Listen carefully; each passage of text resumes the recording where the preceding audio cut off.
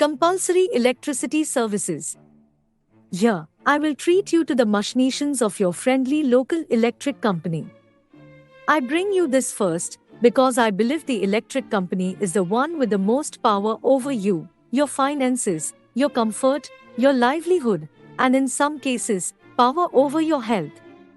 There are many harms that your local electric company brings you, and it should be on the top of your list to get rid of for an off-grid lifestyle. These harms are 1. Poor and working class people pay much more than the wealthy for less electricity. 2. It has incentives to grow and raise rates almost unabated. 3. In many cases, it treats its customers as indentured servants. 4. It is a harmful monopoly in most areas. 5. It is often a for-profit investor-driven corporation. 6. It wields and uses abusive power over you and your community. And 7. It is wasteful and encourages you to use ever more power. Poor and working class people pay much more than their wealthy counterparts for their electricity. So, let's start with what hurts you the most, and it is that the electric bill seems to be too often outrageously high. Majority of people, in the US and the world, are working poor to middle class people. And the median individual income in the US, the wealthiest nation on earth, is just over $31,000 per year. I live here in the US, and I can attest to you that this amount is not much to live on, especially in a mid-sized to large city. And this figure, the median income, means that half of the US working population earn below this amount. The average electric bill per month in the US was $122 per month in 2023. That's not to ignore that this average can swing wildly. For example, a household electric bill can commonly be over $300 per month. But, going with the national average, a little math will reveal that $122 is $1,464 per year, and this median electric bill takes about 4.4% from the median US individual income, or 2% from a household income of about $71,000. Regardless, shaving 2% to 4.4% from a hard-earned and precarious income is bad enough, but it gets worse. Like I mentioned, about 50% of the US population, again the wealthiest in the world, make less than this amount, $71,000, and yet pay nearly the same, sometimes much more, as the average electricity bill every month. And, as we all know, we don't ever have the full amount of our gross income available for us to spend a portion of it on electricity.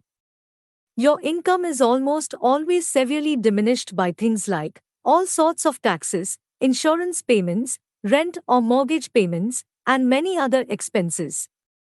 Taxes and other monthly payments will often leave most gross incomes unrecognizable, if there's anything left of it at the end of the month. But, here we'll see how bad it is after only deducting the basics, what most US households always pay for: food and water, rent or mortgage, and taxes. So, let's run the numbers, shall we? If we take a US household income of $62,500, which is the actual earnings of about 16%, the largest average income bracket of US households, and deduct the median average rent payments of $1,702 for the year, $20,424, our precarious gross income is down to $42,076. Take out federal income taxes, ignoring all other taxes, of about $8,000, and we are down to $34,076. Further deduct average food costs of about $4,800 per year, and we are left with just $29,276 per household. Now, let's take this much more realistic amount of available funds per household, $29,276, and pay for the year's electricity, and we find that it is a whopping 5% of that available income per household. Ouch! If you happen to live in states where the average monthly electric bill is higher than average, say Connecticut where it is $156, then you're paying 6.3% of that available income. Double ouch! In the US, A whopping 8% of households made an eye-watering $20,000 per year, taking only $1,500 in income taxes and $9,600 in yearly rent costs and $3,600 per year in food and water expenses, leaves that household with $5,300 to cover all other expenses. If we were to charge this poor household the average electric bill per year, it would be a criminally abusive 28% of their available income. This gives you an idea of the sickening amount of money most people pay to the power company. And it is actually worse than this. The power company has managed to tack on all sorts of extra fees to your power bill, on top of the already high rates you pay for your electricity. The average power bills discussed so far only include basic electricity rates. For example, I'm looking at my power bill as I write this, and 21% of charges have nothing to do with my personal electricity use. I have an environment compliance fee, 9% of my bill, a nuclear construction cost recovery fee, 2.4% of my bill, a municipal franchise fee, 2.77% of my bill, and, of course, sales taxes, 6.5% of my bill. If you actually read your power bill, you may find ridiculous tack-on fees like these. The above rates and percentages should make it abundantly clear that the rates most people pay for electric service is not only high, but abusive. If poor and working people were to keep from 2% to 20% of their incomes, it would make a tremendous difference in their livelihood. I recall, as a young man starting my independent life, I was outraged and pained at the amount of my very limited income that I had to pay to the electric company.